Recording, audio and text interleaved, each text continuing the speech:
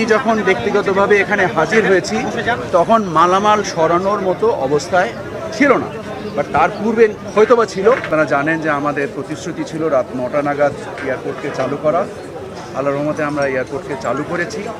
যে ধরনের ডিসরাপশন তৈরি হয়েছে, আমাদের প্রায় 21টার মতো ফ্লাইট ডাইভার্ট এবং ক্যান্সেল হয়েছে।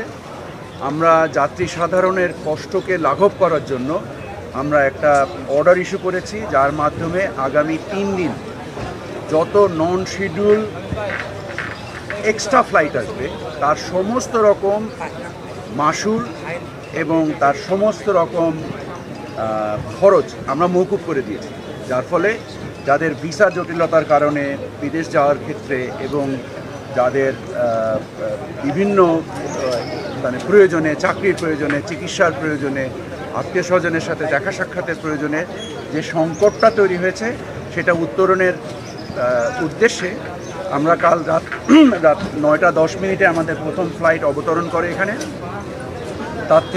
তখন থেকে এখন পর্যন্ত নিরবিচ্ছিন্নভাবে আমাদের ফ্লাইট অপারেশন চলছে।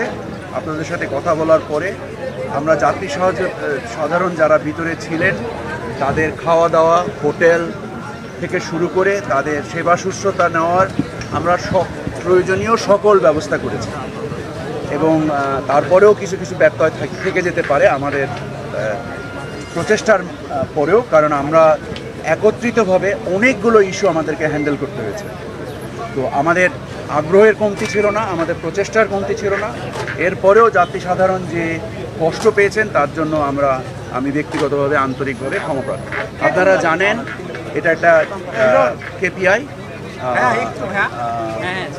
এখানে নিজস্ব অগ্নি নির্বাপন ব্যবস্থা আছে এবং প্রথম যারা এই আগুনের ঘটনায় অ্যাপ্রোচ করে, আগুন লাগার 10 থেকে 15 মিনিট 10 মিনিটের মতো সময় লেগেছে আমি যতটুকু জানতে পেরেছি। প্রথম সিভিল এভিয়েশনের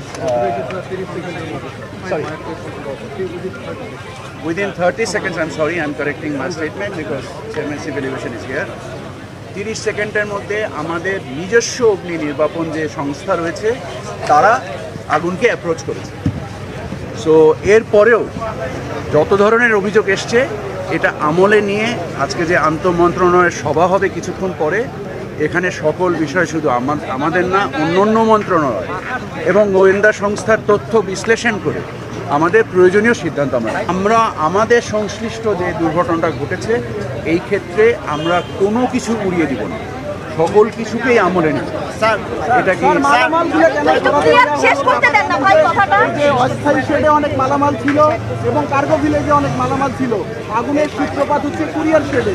কুরিয়ার শেডে যখন ফায়ার ফাইটিং চলছিল তখন কার্গো ভিলেজ এবং অস্থায়ী শেডের মালামাল কেন সরিয়ে নেওয়া হলো না? এই সকল জিনিসই অনুসন্ধানে বেরিয়ে আসবে, অনুসন্ধান করা হবে। আমি যখন ব্যক্তিগতভাবে এখানে হাজির হয়েছি তখন মালামাল সরানোর মতো অবস্থায় ছিল না, বাট তার পূর্বে হয়তোবা ছিল। সেটা কেন করা হয়নি বা যদি করা হয়ে থাকে এটা কি করা হয়েছে?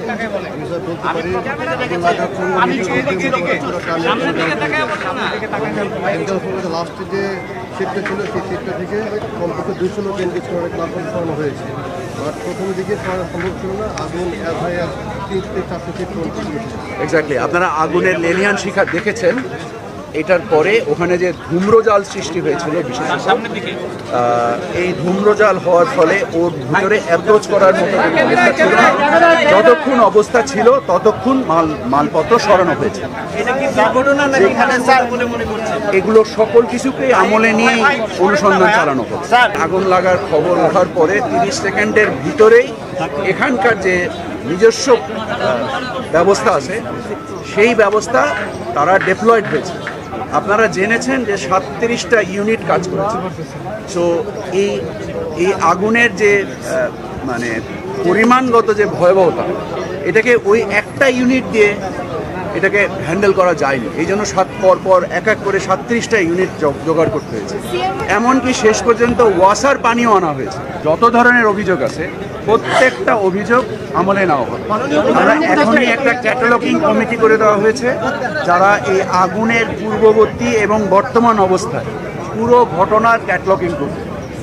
আপনার এই ক্যাটালগ দিয়ে আমরা তারপরে অংশীজনের সাথে আলোচনা করে গোয়েন্দা সংস্থা থেকে শুরু করে তদন্ত সংস্থা সকলকে একত্রে নিয়ে আমরা এখান থেকে এর রহস্য উদ্ঘাটন করার চেষ্টা করব। আপনারা জানেন এলসি ছাড়া পণ্য এখানে নর্মালি আসে না, 1 নম্বর।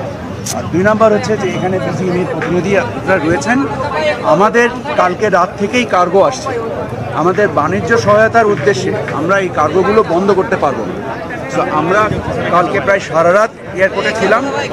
আমরা একটা নতুন জায়গা এনবিআর এর সাথে সংশ্লিষ্ট হয়ে বিজিএমই আমাকে প্রতিশ্রুতি দিয়েছে যে দ্রুততম সময়ে, এবং আমরাও সরকারের পক্ষ থেকে দ্রুততম সময়ে এটাকে কিভাবে বের করা যায়, আমরা সপ্তাহে 7 দিন 24 ঘন্টা কাজ করব, যেন পণ্য সরবরাহে কোনো রকম জটিলতা না হয় এবং যারা ক্ষতিগ্রস্ত হয়েছেন তাদের ইন্স্যুরেন্স কাভারেজ কী আছে, আমাদের এয়ারপোর্টের ইন্স্যুরেন্স কাভারেজ কী আছে, এই সকল কিছুকে মানে ইয়েতে নিয়ে আমলে নিয়ে আমরা সিদ্ধান্তে উপনীত।